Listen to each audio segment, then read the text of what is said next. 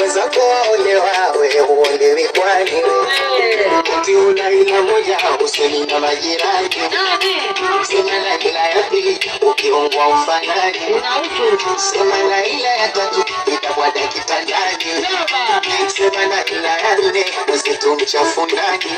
Kakinge kibani kwetu kakinge kibani kwetu watani.